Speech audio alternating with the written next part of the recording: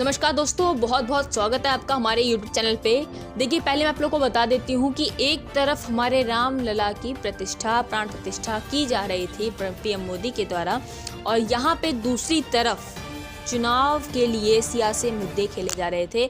और मैं आप लोग को वकील की ही जुबानी से ये पूरा का पूरा इंटरव्यू सुनाती हूँ, जिसमें उन्होंने ये बात पुख्ता तौर पे जाहिर की है कि ईवीएम मशीन में गड़बड़ी की है पीएम मोदी ने। अब कहाँ पे गड़बड़ी की गई है? मध्य प्रदेश, राजस्थान और छत्तीसगढ़ में वोटिंग के आंकड़े में चोरी पाई गई है। इसका पूरा का पूरा विवरण उनके हाथों में है और वो इसका जिक्र कर रहे हैं इसी समय पे जब यहाँ पे रामलला की मूर्ति की प्रतिष्ठा की जा रही थी। और यहाँ पे देख सकते हैं, पूरी न्यूज़ को पूरे विस्तार से सुनिए और ध्यान से सुनने के बाद ही आपकी जो राय रहती है नीचे कमेंट बॉक्स में कमेंट करके बताएं। एक और चीज़ है, चैनल को सब्सक्राइब जरूर कर लें ताकि आप लोग को अगली नोटिफिकेशन फटाफट से मिल सके। इलेक्शन कमीशन ऑफ इंडिया जो 5 राज्यों का चुनाव और उसका रिजल्ट डिक्लेयर किया है 3 दिसंबर 2023 को। 3 दिसंबर से हमारे प्रेस के साथियों ने जिस तरह से जनता तक chief election commission of India की गड़बड़ियों को दिखाया है, उससे नई नई चीज़ें निकल करके जनता के समक्ष पर आज पूरे देश में पूरे व्यापक तरीके से फैल चुकी हैं। सोशल मीडिया ने जिस तरह से काम किया है वह लोकसभा में माननीय सांसद जी महोदय के द्वारा और जनता के द्वारा जो आप लोगों के माध्यम से आवाज़ पहुंच रही है, वह पूरे देश के लिए एक बहुत बड़ा विषय है और गौरव का विषय है। इसलिए मैं अपने सारे प्रेस के साथियों को बहुत बहुत हार्दिक चौथा जिस तरह से स्तंभ का काम किया है उसके लिए नमन भी करता हूँ। अब आ रहा हूँ अगले बिंदु पर। Chief election commission of India ने, आप लोगों ने देखा है, इस पूरे डेटास में 3 तरह से चाल चली हुई है। पहला, इन्होंने चुनाव के दौरान पर बहुत सारी गड़बड़ियाँ की। दूसरा, ईवीएम में बहुत सारी चीज़ें की गई। तीसरा, जो इन्होंने डेटा प्रोड्यूस किया उस पर भी की गई। और चौथा, इन्होंने election commission of India EVM को लेकर के बहुत सारी चीज़ों को जो खुलासा नहीं कर रहा उसको भी लेकर के है। हम क्रमशः एक एक बिंदु पर बात करना शुरू कर रहे हैं।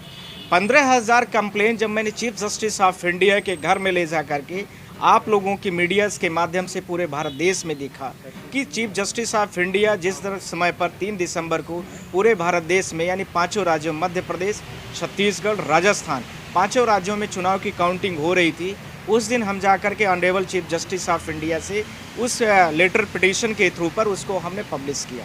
वो 15,000 कंप्लेन ईवीएम से रिलेटेड थी, वो 15,000 कंप्लेन वोटिंग के रिलेटेड थी, वो 15,000 किसी स्पेसिफिक कैंडिडेट्स की नहीं थी, वोटरों की थी, या हो सकता है कि स्पेसिफिक पार्टी से नहीं या लोगों से संबंधित थी, पर वो सबसे जुड़ी हुई थी, जिसमें फ्री और फेयर इलेक्शंस नहीं हुआ, जिसको लेकर के वो 15,000 एप्लीकेशन मध्य प्रदेश के इलेक्शन कमीशन के पोर्टल में पड़ी थी। वो ऑनलाइन थी।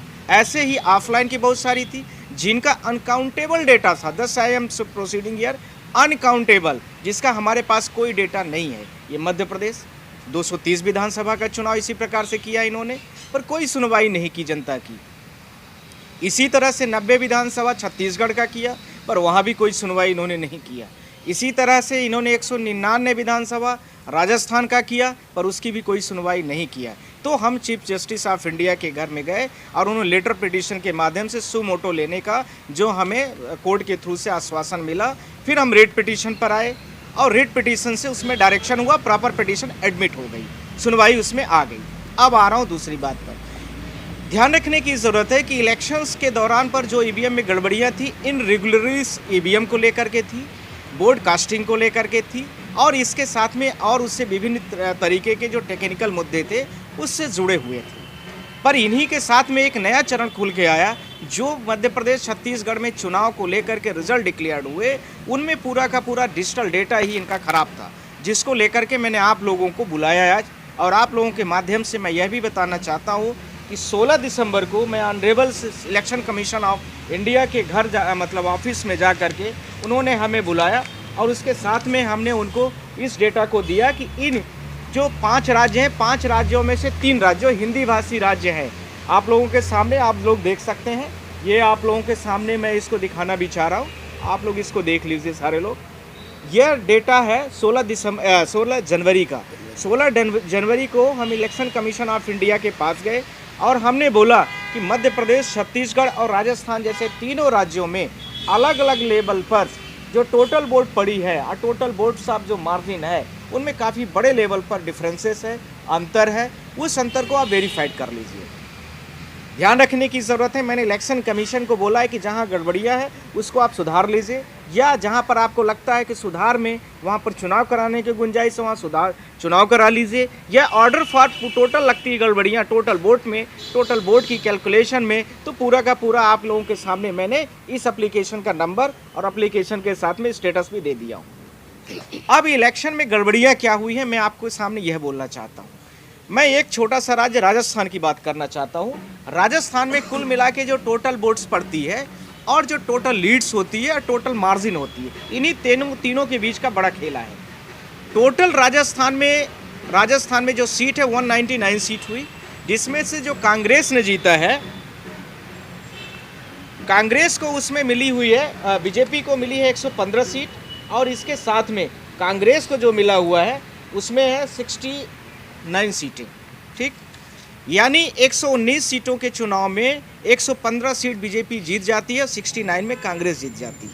115 सीट में कुछ न कुछ डिफरेंसेस रहा होगा, जाहिर सी बात है, और कंटेस्टिंग पार्टी वहाँ कांग्रेस है, ये भी ध्यान रखने की जरूरत है। यदि दूसरी पार्टी कोई कंटेस्ट की है तो हमने जो लीड्स का मार्जिन दिया है वो कांग्रेस और भाजपा के बीच का लिया है, ये भी ध्यान रखने की ज़रूरत है। तो लीड्स का जो डिफरेंसेस है, यानी जहां पर कांग्रेस ने भी फाइट की है, मान लीजिए दूसरी कोई और पार्टी है या कांग्रेस कहीं पर फाइट विन की है पर वहां पर दूसरी कोई पार्टी नहीं, बीजेपी कंटेस्टिंग नहीं रही, तो जहां बीजेपी और कांग्रेस के दोनों के बीच का ही मार्जिन मैंने लिया है, यह भी मैं आप लोगों के सामने स्पष्ट करना चाहता हूं। क्योंकि कई जगह इंडिपेंडेंट भी जीतते हैं, कई जगह इंडिपेंडेंट या दूसरे कंटेस्टिंग पार्टीज भी उसके साथ में आती हैं, तो यह भी होता है।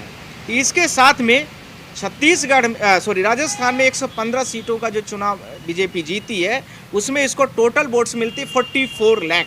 कितना मिल रही है? 44 लाख। वो लीड्स है, लीड्स की वोट है, इतनी वोट वो पाती है लीड्स में। कांग्रेस पाती है 28 लाख के आसपास, 28 लाख के आसपास में कांग्रेस पाती है। अब इन टोटल वोट्स का जो डिफरेंसेस आता है वो आ रहा है 16 लाख के आसपास में। कितना है? लमसम 16 लाख है।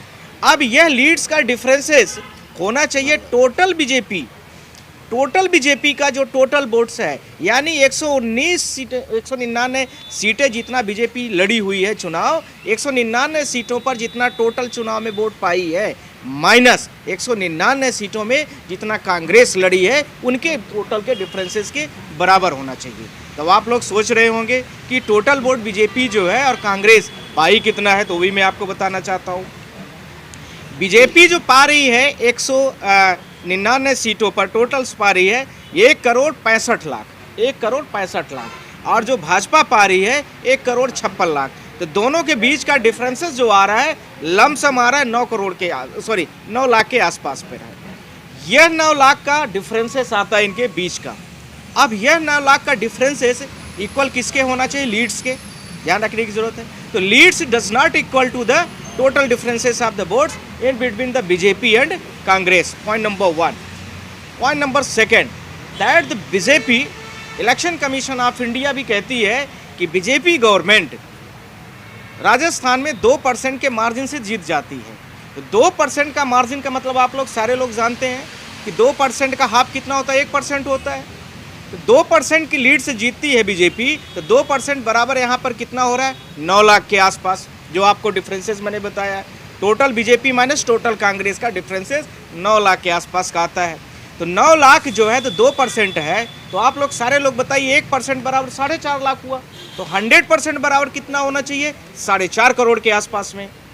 ठीक, 4.5 करोड़ वोट पड़नी चाहिए टोटल मिला करके। तो हमने 199 विधानसभा में Bhajpa plus Congress plus others, यानी अदर्स का मतलब जो इन दोनों पार्टियों को छोड़ करके भी बहुत सारे लोग लड़े चुनाव, बहुत सारी पार्टीज थी, बहुत सारे इंडिपेंडेंट्स कैंडिडेट थे, उन सारे लोगों का भी जोड़ देता हूँ तो 3,96,00,000 वोट पड़ती है। बात समझ में आ गई होगी। तो ये इनका जो परसेंटेज के बेस से जो डेटा आ रहा है 4.5 करोड़ का, और इसमें से काफ़ी बड़ा डिफरेंसेस आता है जो मैच नहीं करता है। ध्यान रखना है, मैंने इलेक्शन कमीशन से बोला कि आप भी वेरीफाइड करा लीजिए। अभी मैंने सुप्रीम कोर्ट की भी बात करूंगा आप लोगों से। सुप्रीम कोर्ट में भी मैंने honourable chief justice of India को लेटर दे दिया, उन्होंने कमेटी बना दिया है, उसका भी डेटा वो रेक्टिफाइड हो रहा है। मैं आपको वो भी अभी सारी डिस्क्लोज करूंगा। तो ये डिफरेंसेस इक्वल नहीं है, हम आप कह रहे हैं, आप भी करिए, पूरे भारत देश के 140 करोड़ की जनता है वो भी जाँच करे, राजस्थान के लोग भी जाँच करें। मेरा ये मतलब नहीं है कि मैंने जो कहा है सारे लोग जांच करें, इलेक्शन कमीशन भी जांच करे, गलती पाई जाती तो उसको सुधार करे, और यदि उसको गड़बड़ियाँ बड़े लेवल में लगती हैं तो वहाँ चुनाव कराए। मेरी बात समझ में आ गई होगी। ये 3 पॉइंट पर है। There is the differences in between the leads, यानी टोटल लीड्स का differences is not equal total votes of the differences in between BJP and Congress. ठीक है, ये हो गया। दूसरा, टोटल वोट्स का जो आ रहा है, इनका टोटल वोट्स विधानसभा भाई जब मैं चलता हूँ 199 विधानसभा में टोटल वोट 3,96,00,000 के आसपास पड़ रही है, पर बीजेपी को जो इनका इलेक्शन कमीशन का डेटा है उसके आधार पर 4.5 करोड़ जाती है। यह एक जांच का विषय है, इसको ये जांच करें अपने तरीके से। पॉइंट नंबर 1 ये होगा एक राज्य की बात। अब आ रहा हूँ मैं मध्य प्रदेश की बात करूँगा, बाकी एमपी साहब भी आपसे बहुत सारी बातें करेंगे, ध्यान रखना है। मध्य प्रदेश में 230 विधानसभा का चुनाव होता है, 163 विधानसभा बीजेपी जीत जाती है। ध्यान रखना, राजस्थान में आप लोगों को कोई दिक्कत तो नहीं है ना? कुछ किसी को पूछना होगा तो लास्ट में आप लोग सारे लोग पूछ लेना, कोई दिक्कत नहीं।